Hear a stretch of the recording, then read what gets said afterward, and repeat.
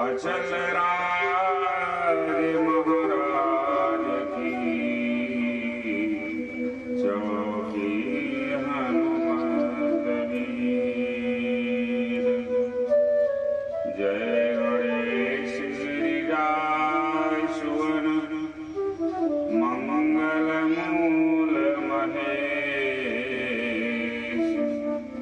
जय जय माता सरस्वती, जय जय भारत देश, जय जय भारत देश। भक्ति भक्त भगवंत गुरु चतुर नाम बपुए, तिनके पद वंदन किए, नासं दीन अनेक। जय जय श्री राधा रमण, जय जय नवल किशोर, जय गोपी चित चोर प्रभु, जय जय माखन चोर।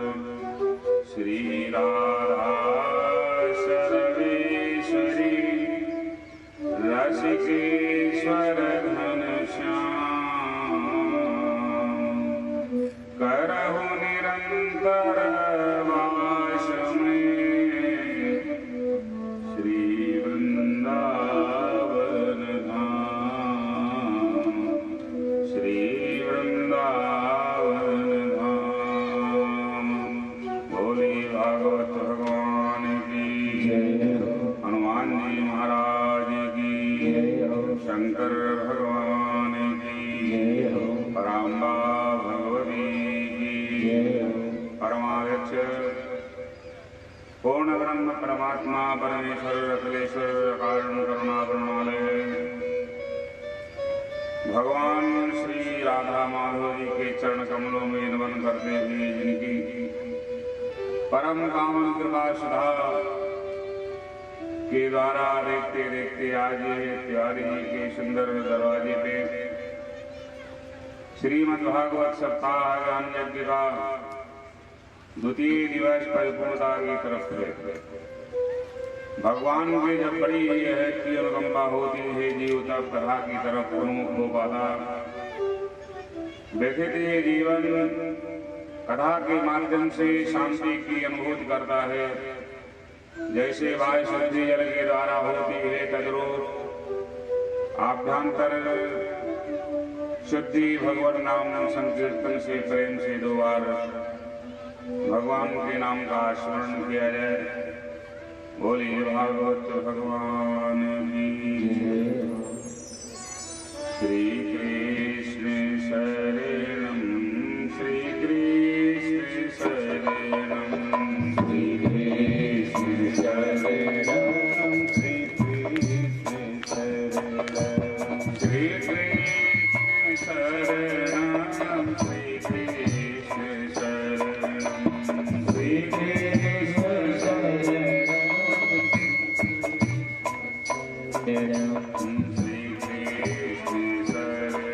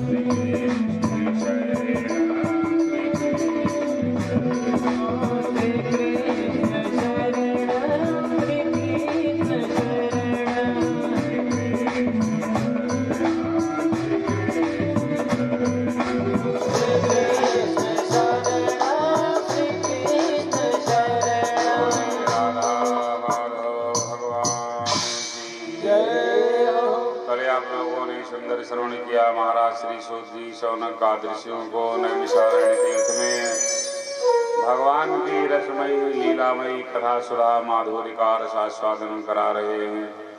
श्रीमद् भागवत का सुंदर दिव्य आयोजन सनक सनंदन सनातन के द्वारा होता है। नारद जी जिसके व्यवस्थापक थे, भक्ति ज्ञान और वैराग्य आह्लादित हो जाते हैं, ज्ञान और वैराग्य का जलजलापन छूट जाता है, युवा अवस्था में परिणत होते हैं। ये सुंदर दिव्य है लीला भागवत की। शौनक ऋषियों ने सूत जी से पूछा, महाराज जी भक्ति ज्ञान वैराग्य मुक्ति इनका कल्याण तो करने वाले परमात्मा हैं ही, और किन किन का कल्याण हो सकता है? कहा जो आ जाएगा। भागवत के सानिध्य को जो ग्रहण कर लेगा उसका कल्याण हो सकता है, हो जाएगा निश्चित है। डिम डिम घोष के साथ क्षेमाय वै भागवतम प्रगर्जति, कल्याण के लिए गर्जना करती है भागवत आओ मेरे पास। बूढ़ते को तिनके का सहारा काफी होता, लेकिन तिनका नहीं, ये जहाज का सहारा है। भवाब्धि गौतम संसार रूपी समुद्र को पार करने के लिए नाव की आवश्यकता नहीं है, नाव डूब सकती है। जहाज के द्वारा भवाब्धि गौतम चरणारविंदम स्मरण करने से मरण से लोग बच जाते हैं, दुख दंड जिनका दूर हो जाता है। ऐसी सुंदर दिव्य है भागवत की कथा। ये धन्य है ये सप्ताह ज्ञान यज्ञ कादे के विशुद्धंत बदंत मह्यम सप्ताह यज्ञ कथा रसेन। किन किन लोगों का उद्धार हो सकता है? का जो जो आ जाए उसी का उद्धार हो जाएगा। का और कोई एग्जाम्पल दो, और कोई बताओ कि जिसका कल्याण हो गया हो। का ध्यान पूर्वक से श्रवण करो। भक्ति युक्त कथानकम, भक्ति से युक्त सुंदर दिव्य है कथानक। का देखिए तुंगभद्रा नदी के किनारे एक सुंदर गांव था, जिसमें चारों वर्ण के लोग रहा करते थे, ब्राह्मण क्षत्रिय वैश्य और शूद्र। तत्ग्रामे उस ग्राम में के मध्य में एक महाराज श्री ब्राह्मण जी थे, जिनका नाम था आत्मदेव। तो ब्राह्मण जी बड़े अच्छे स्वभाव के थे, लेकिन ब्राह्मणी बड़ी दुष्ट मिजाज की थी। और बंटाधार तब हो जाता है जब घरवाली बेकार मिल जाती है। हाँ, बेकार का मतलब यही है कि उसकी विचारधारा जब मिलती नहीं है। बड़ी क्रूर स्वभाव की थी। कौन? ब्राह्मण जी, जो आत्मदेव जी की पत्नी थी। नाम था उसका धुंधली, जैसे धुंधली उसका नाम, धुंधा उसका काम। और क्या था? सूरा चे गृह कृत्येषु कृपणा कलह प्रिय।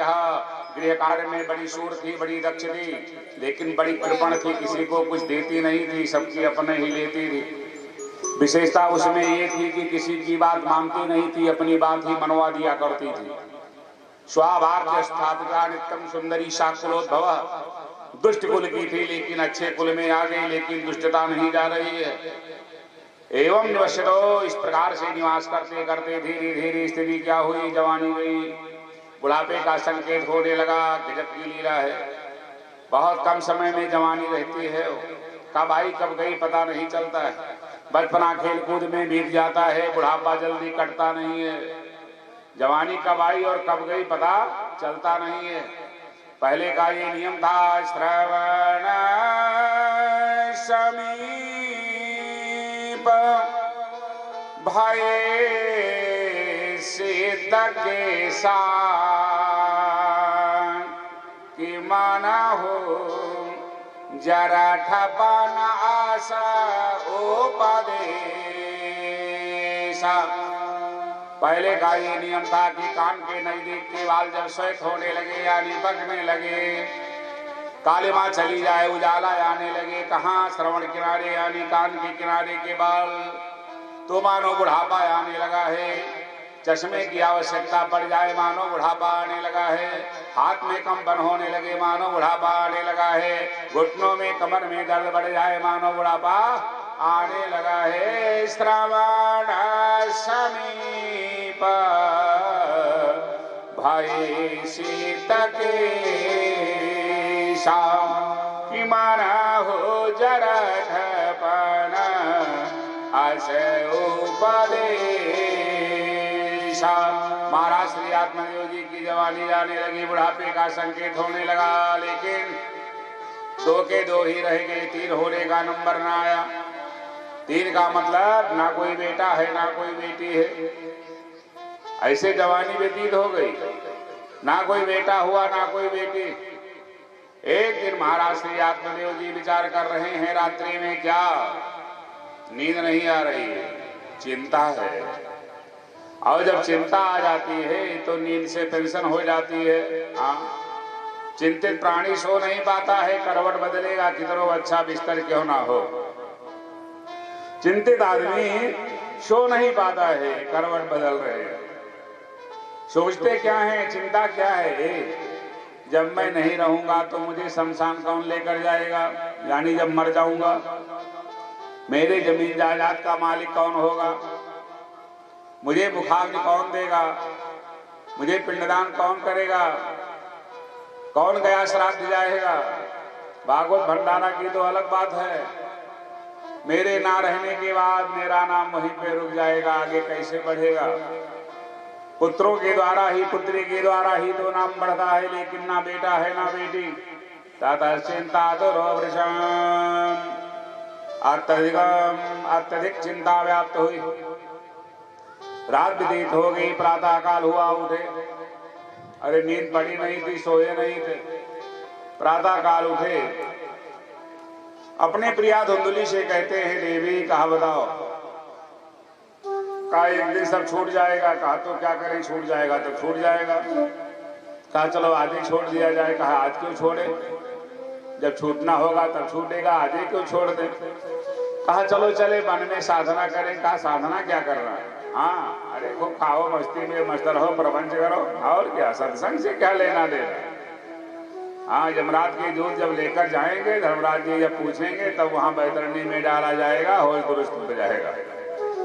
व्यवस्था है सबकी अपनी अपनी अलग की। बोलिए भागवत भगवान की जय हो। कहा मैं तो कहीं नहीं जाऊंगी। कहा न जाओ, मैं तो जा रहा हूँ। कहा जाओ, बड़ी साधना करने वाले हो। कहा करना है साधना घर में करो। अरे घर और वन सब बराबर है तो है, ना बेटा है ना बेटी है, ना पड़ोस का कोई आता है, दो के दो ही तो रहते हैं, जहाँ रहेंगे वहां दो रहेंगे, घर वन सब बराबर है। कहा नहीं, यहाँ साधना हो नहीं पाएगी, यहाँ मन नहीं लगेगा, मैं तो जा रहा हूँ। कहा जाओ। आपत्ति विशेष जब आएगी, परिस्थिति जटिल हो जाएगी, पत्नी भी साथ नहीं देगी। हाँ, कथाओं से शिक्षा लेना चाहिए। मेरे लिए कोई मरेगा थोड़ो, ना बेटा मरेगा ना बेटी, ना पत्नी ना परिवार ना कोई रिश्तेदार, मरना अपने अकेले को पड़ेगा। पेट में दर्द है, बर्दाश्त अपने अकेले को करना पड़ेगा। जितने हैं सब कुछ चाहते ही चाहते हैं, धन है तो सब है। हाँ, बाकी यदि कुछ ना रह जाए तब देखो कौन रहता है, अपना सगा संबंधी कौन बनता है। जो नेता मिनिस्टर हो जाते हैं, भाव जिनका ज्यादा बढ़ जाता है, रिश्तेदार उनके बहुत हो जाते हैं। और जहाँ कमजोरी आ जाती है, बस रिश्तेदार भी अपना मुख मोड़ लेते हैं। सब देखा जाता है, लेकिन माना न जाए तो कोई क्या किया जाए। बोलिए भागवत भगवान की। महाराज श्री आत्मदेव जी क्या किए, घर छोड़ करके चल दिए वन की तरफ। अब वन की तरफ जब प्रस्थान करते हैं तो बन जा रहे हैं, कोई निश्चित स्थान नहीं है। समस्या और है, जो बन जाता है वास्तव में वो बन जाता है, जो बन नहीं जाता है उसका जीवन बिगड़ जाता है उसका जीवन बिगड़ जाता है। जब ना बनाना है तो वन को जाना है, सब त्याग करके जाना है। सब त्याग करके यदि बन जाओगे तो वास्तव में बन जाओगे। यही सुंदर दिव्य है लीला। बोले भागवत भगवान की। अरे जो सुख है भाई राम भर